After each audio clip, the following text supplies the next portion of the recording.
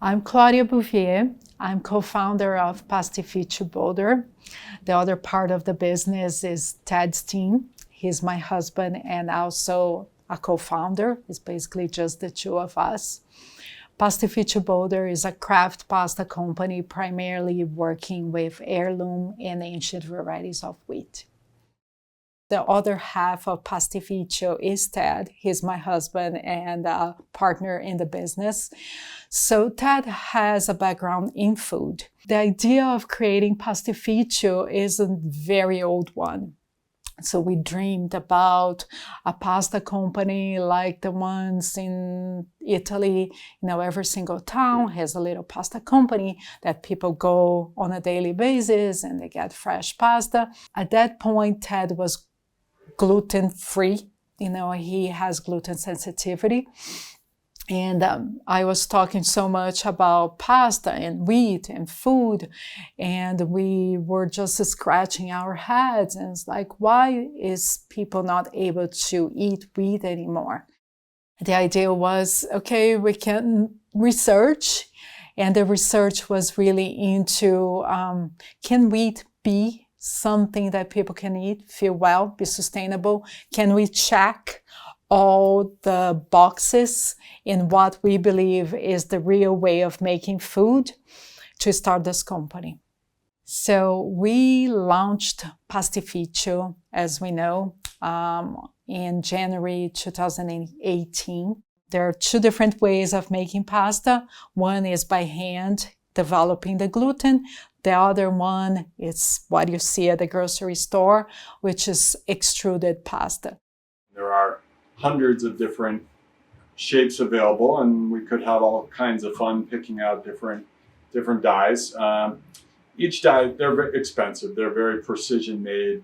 The dies I showed you are probably close to $900 a piece. Bigger pasta companies have very large dies that, I don't know, 5-6 times bigger than what I showed you, and can cost well into the thousands for every die. So it is somewhat of a critical purchase. We also had set ourselves to start the business at the Boulder Farmers Market. We all know that is an incredible place for natural foods in Boulder.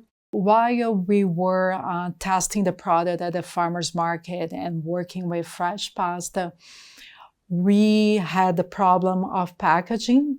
We needed to figure out a different solution for a more sustainable way of selling the pasta. So we started selling our fresh pastas to the farmers. And then we had to package, and we also had to have a more decent shelf life. And then we ended up getting into a lot of issues. One, the packaging was not sustainable because it was plastic. The second one was refrigeration, transportation. When you transport a fresh product, you need a refrigerated truck. And then we started to really question whether or not fresh pasta was really the way we wanted to go. So we made the transition at some point from fresh pasta to dry pasta. It wasn't like finish one starts the other. We had both products at the same time. We did have to learn quite a lot about drying the product. It turns out that the drying process of pasta requires a lot of attention, control temperature, control humidity, a lot of ventilation. So you were basically putting the fresh pasta in a drying room and checking every single hour to make sure that it dries very slowly. That is, so the pasta has its structural integrity and it doesn't crack when you cook. The big aha of the dry pasta is, one, it's a shelf-stable product. So it's very sustainable in a way that we really don't need to refrigerate. It will last forever. Of course, we need to have a shelf life, and at this point is 1 year, but it will last forever. And most importantly, we could put in a package that was way more sustainable than plastic. The package is a paper box that is craft paper, no chemicals, no bleaches, no plastic window. It's just paper. We are very aware of the overabundance of plastic that's in the world today.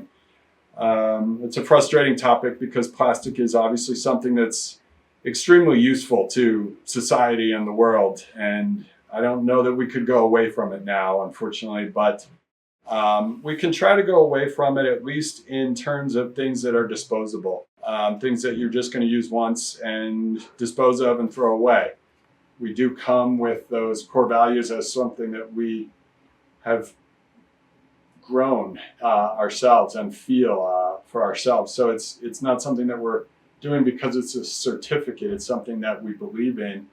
And I think that will help us to stick with other companies that believe that way, that there are ways to do things in a better form, and always to be seeking those out and questioning the way things are done.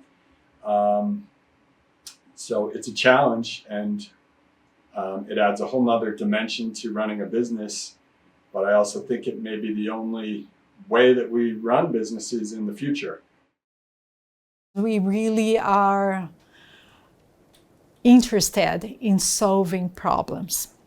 And I think you're open-minded enough to learn from the beginning, and also humble enough to understand that you don't know.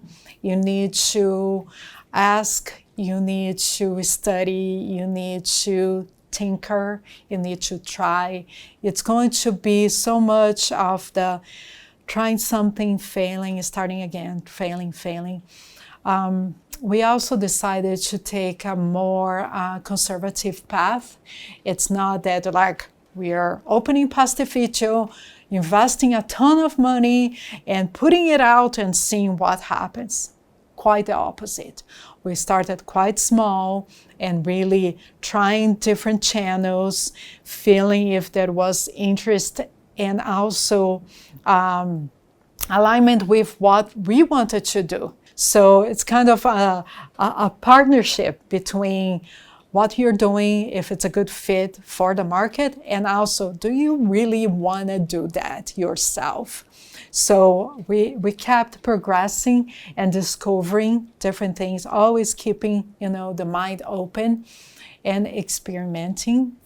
For the people having those ideas and trying to create new businesses, for us, sustainability has been like a huge part of this. We didn't want to just start another pasta company and put like conventional pasta on the shelves. We wanted to create something that was meaningful, that was sustainable, that we would leave the world as a better place. So for us, that was really important. So I would say, yes, should start, you should try, you should risk, but you should manage your risk along the way.